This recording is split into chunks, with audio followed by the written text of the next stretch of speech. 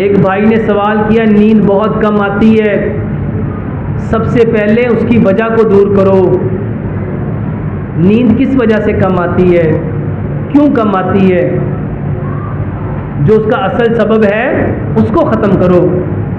जब आप असल सबब को ख़त्म कर लेंगे तो मेरे मोहतरम भाइयों, नींद खुद ब खुद आएगी। और नींद के लिए 3 बातें याद रखो। अपनी नाक में रोज़ाना तेल डालो, नाक में तेल लगाओ, बेहतरीन नींद आती है।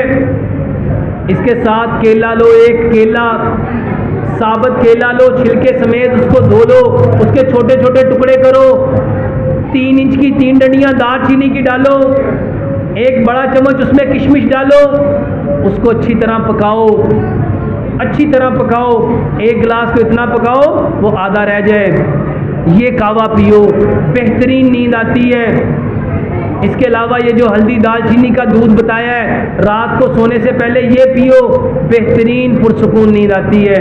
अल्लाह से दुआ करते हैं जो कुछ कहा सुना अल्लाह इस पे पूरा पूरा अमल करने की तौफीक अता फरमाए।